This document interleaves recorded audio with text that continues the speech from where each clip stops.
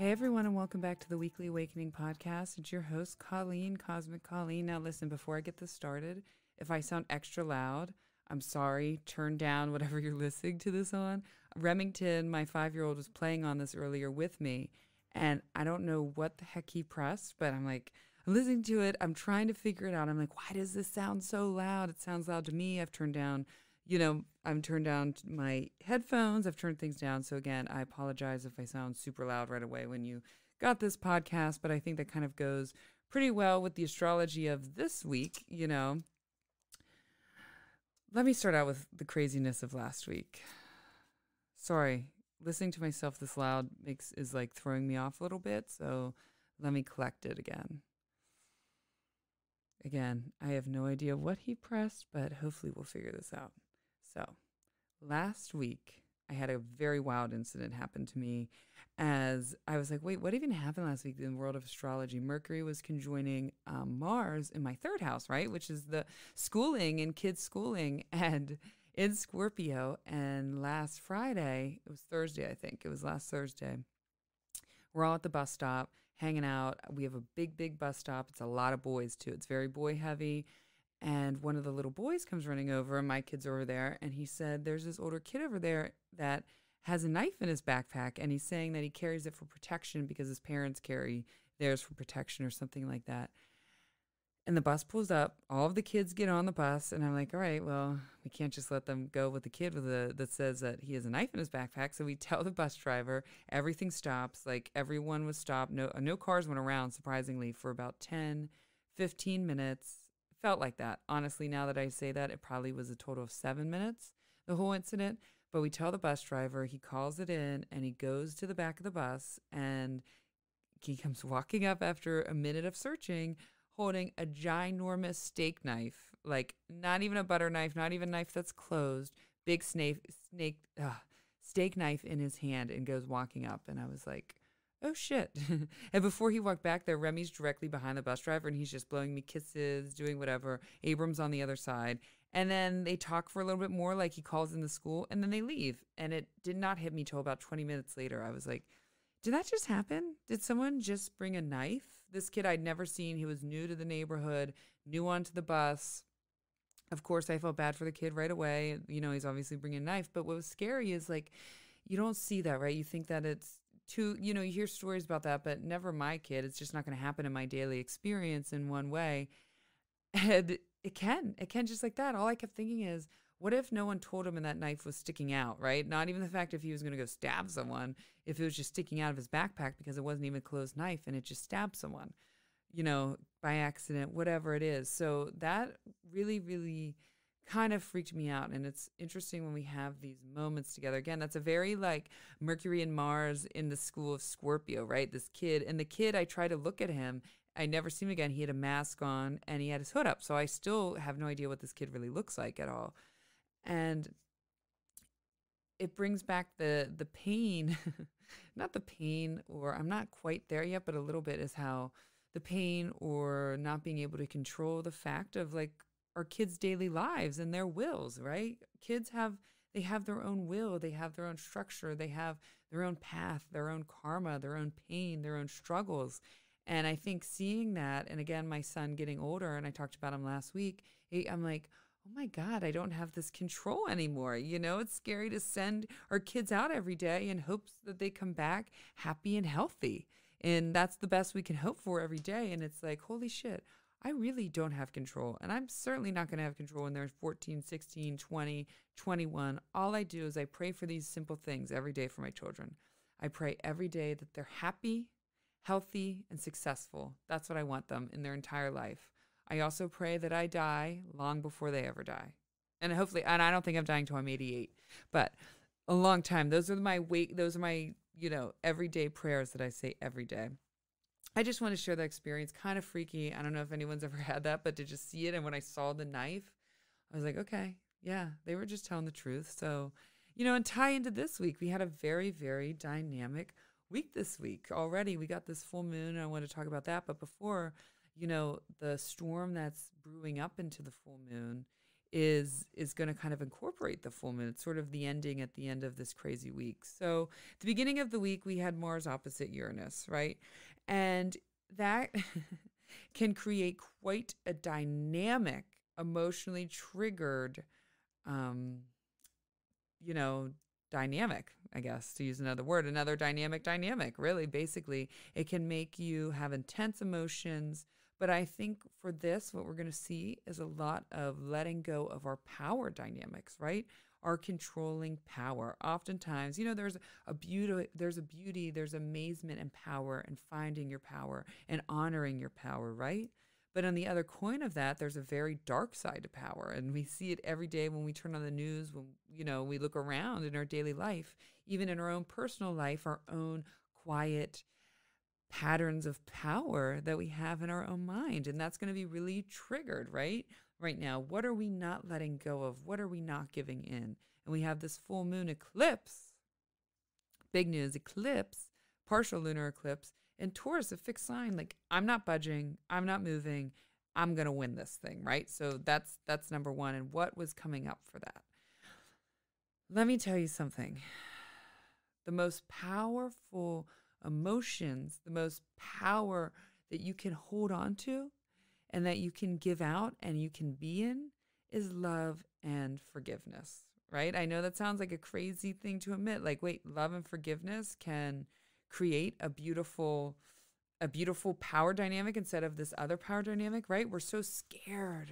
We're so scared to love and forgive and to seek answers in that, right? Because we're afraid to give up our power. We're afraid to give up our control.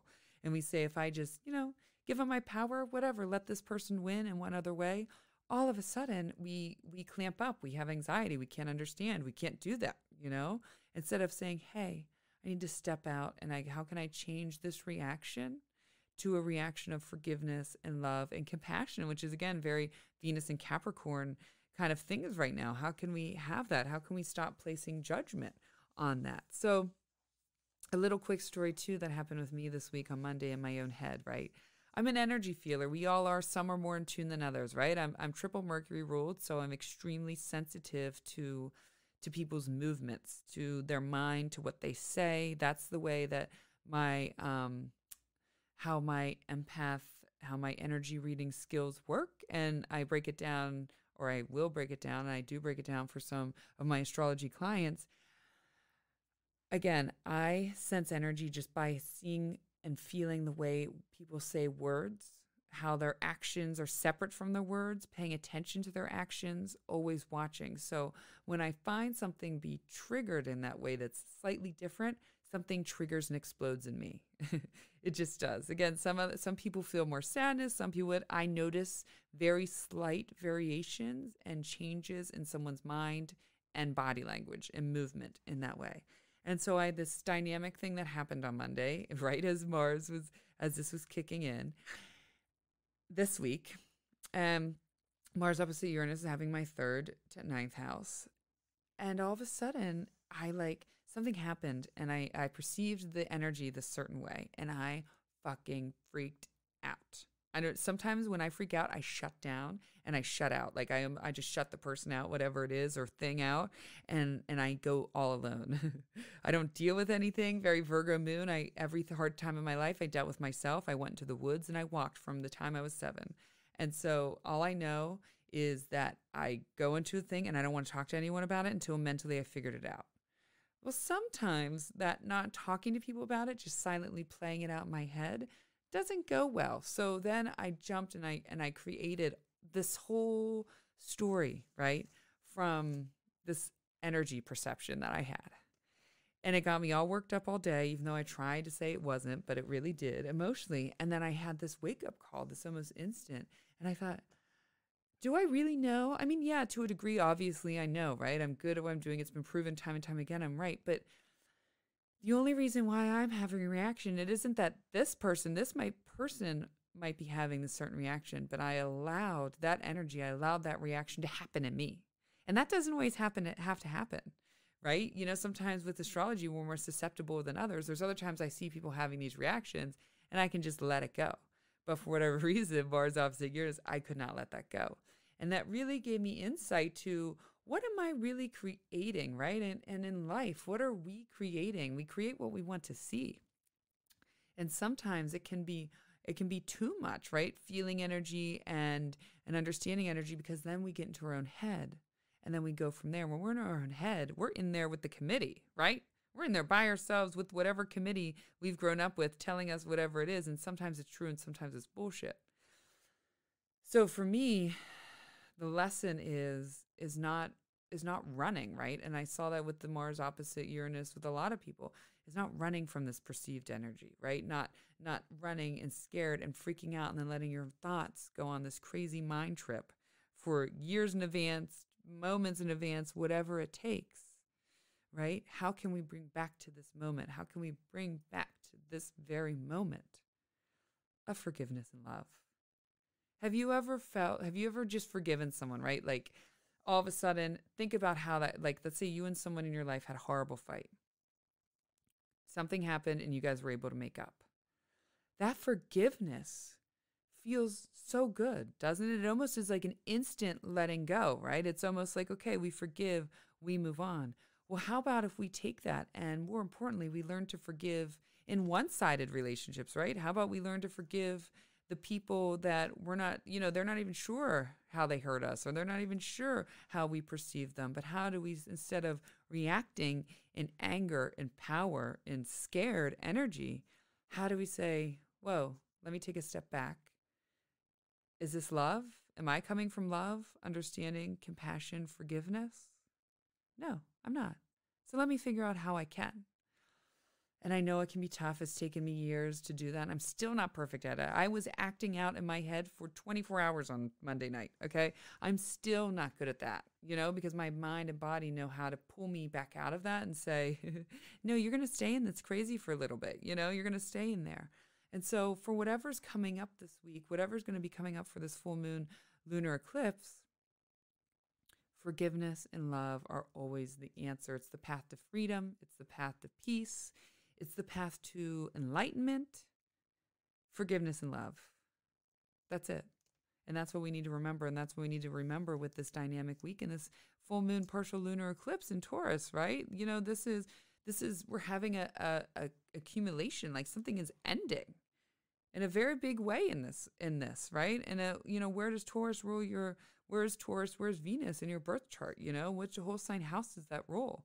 And there's going to be kind of a very dynamic, like, ending and beginning. And I feel like you're like, Colleen, you say that every episode, but that's all life is a cycle of endings and beginnings. And the planets just play it out every day, every moment. What new ending and what new beginning, right? If we look down to each moment, we're constantly rebirthing something and we're ending something, always constant. But this is kind of a big ending, and it's squared Jupiter and it's trine Pluto, right? But Pluto in a good way. So it's almost like we're really letting go of what's holding us back, okay? What is stopping us from getting to those levels of forgiveness and love? With this full moon lunar eclipse, like the instant energy, again, I would avoid, most full moons I'd avoid this, but especially after this dynamic week and what's happening with this, avoid fights, avoid conflict, avoid, your power dynamics. If you're feeling yourself like, I know, no, I'm emotionally triggered and I'm not giving in and I'm not going that way. Don't do that. Let that go, right? That is in the end only going to hurt you, not serve you. So there's going to be a lot of emotionally triggered, intense emotions, and again, most intense mood changes, but I think we're really going to see the intensity around our power dynamics, our personal power dynamics, but also the power dynamics out there in the world and how it plays out, one or another, right? Back and forth.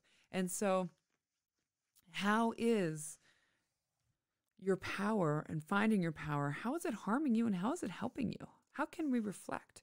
And it can be hard. It can be so hard to sit in your shit. Trust me, that's how I felt, because on Monday I knew better, right? I knew I was in there, but I was just like, it was the committee against woke Colleen, we'll say.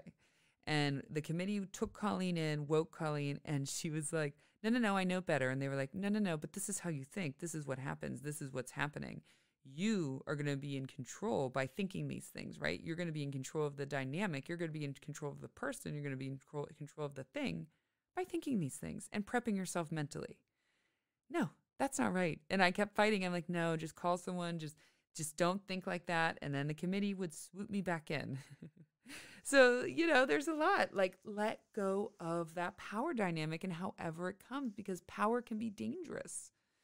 Power can lead to unhappiness. Again, it's about finding balance in that. And remember, as we go through this transformative, powerful eclipse, emotional pain brings a new level of consciousness. And it can be hard, again, to sit in the shit, but it can be even harder to sit. I don't know what's harder, sitting in the emotional shit that you caused or the emotional shit that someone else caused. It definitely feels harder, I think, to feel the emotional shit that I caused, honestly, but it's hard for both. But either way, we don't get usually that new level of consciousness without going through it. We don't gain, we don't get satisfaction, we don't grow without that.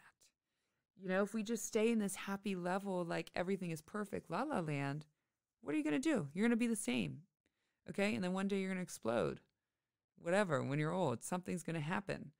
But every emotional pain brings a new level of consciousness. So whatever pain you're going through and you feel like you can't break out, you're going to enter, if you already aren't entering, a brand new level of consciousness.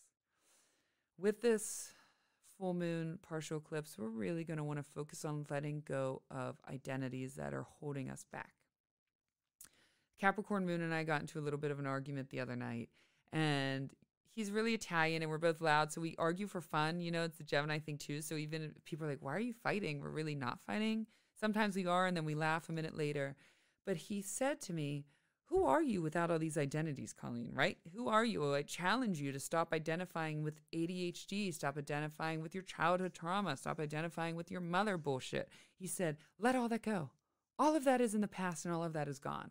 It's gone. It's not now. And it doesn't have anything to do with who you are in this moment. Of course, I argued that. I said, well, we couldn't have gotten to this moment without all of those experiences, but I get what he was saying, right? So often, right, those are there and we get these glimpses of who it is, but sometimes we get this identity and then we hold on to it, and then that identity, it becomes us, right? And in a way, it's a self-prophecy.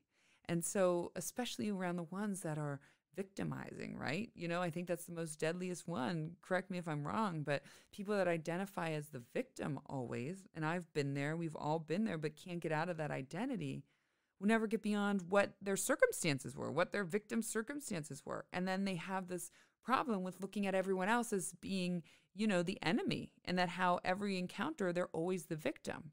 But yet they can't figure out how they're going to get ahead and how they can get ahead because everything's held them back. So again, that's just kind of an open example. That's a pretty big example that I think we see when we look at negative identities is the victim complex. That's just one of them. Again, ADHD, like I use as excuse why I don't wake up, why I'm not organized, why I don't do this on time, why I don't do that. But who am I without that identity? It's been my whole life, since I got diagnosed at 12 and I fought that diagnosis. I was like, F you, I'm not taking this pill. I used to spit them out. And then I love to identify, but then all of a sudden, like it becomes my excuse for not having discipline. And then I love my mother, but I'm like, oh no, that's why I do that because my mother did this. Yeah, there's a degree and there's truth to that. But if we're not holding that moment in our consciousness, it's not really our identity, That stuff is in our subconscious and we heal it. And then maybe after we heal it, we kind of put it back in there. Maybe that's in a way what we're supposed to do instead of keeping it in the forefront, and keeping it right there and allowing us to not get into, not form intimate relationships because of a traumatic childhood or traumatic this or traumatic that. Who are we without these identities, right? So I challenge you to look at yourself and look at what identities are holding you back. What identities are no longer serving you? What is not right for you anymore? And let it go. Figure out how you can let it go. Actually do an honest inventory of yourself and say, hey, This is how I can let this identity go with this full moon. I am taking charge of my life again. There's some good power too. We have a trine Pluto. So like the strength, I'm taking this back. I'm letting go of all my victimhood. I'm letting go of my excuses. I'm letting go of my pain. I'm letting go of that stuff now. I'm putting it back in the subconscious, letting it go, and I'm not putting it in the front conscious anymore. Focus on that, right? And it can be deeply, deeply, deeply transformative. And if you feel like you're stuck and being held back, it might be because of you not letting go of one of those identities. Today at the salon, I'm mixing a tray up and I put it in the coat closet. Like I built it, this new tray. I put it together. And I looked at the floor and I saw a hoodie on the floor and I picked it up and I just assumed it was a kid had left it there. And it was a black hoodie and another message. I had a message last week on a hoodie and it just said, in small letters, sometimes shit be that way. That's it. Sometimes shit be that way. Wow. That's just say that today instead of saying, and take it to yourself. Sometimes I just be that way. Sometimes I'm just an asshole. It's not because, this happened or this happened in my childhood. Sometimes I'm just maybe an asshole. Maybe sometimes shit just happened that way. Maybe sometimes shit just be like that. And it's not fair, but I don't think we always need to. And I'm telling this for myself, an explanation, a reasoning. I think I'm always finding, and if you search for astrology, you're probably always finding reasons also, and you want to know why. Just say, sometimes shit be that way. That's it. That's the message for everyone. That's the weekly awakening. Sometimes shit be that way.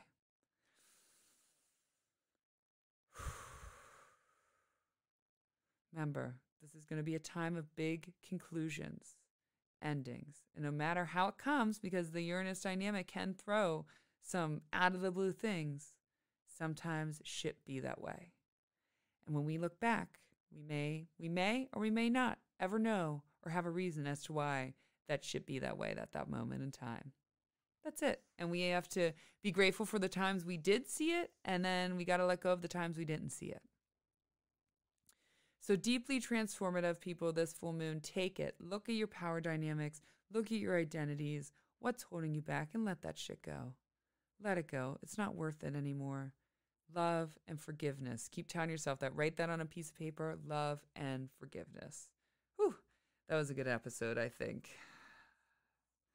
It's good for me to say it all, I guess. It makes sense. I think of these things in my mind and I write them down as notes, and what's channeled to me is what I'm coming. But when it comes out, then I'm like, okay, yeah, that's really makes sense. And it makes sense in my own life. Thank you, everyone, again, for your support every week. The messages, the shares, the listens. That means more to me as I continue with this. Again, no idea where it's going. I have my ideas, my beliefs, but we'll see where it goes. So for now, follow me on social media, Colleen Dixon, the Weekly Awakening Podcast, Cosmic Colleen on Instagram, and Cosmic Colleen on TikTok, Cosmic Colleen _ on Twitter. Still loving that new identity and letting go of the hair healer identity, still merging with that. So I'm pretty happy.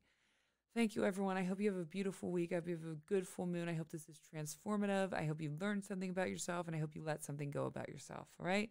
Have a beautiful day. Have a beautiful week, and have a beautiful full moon. Love you all. Goodbye.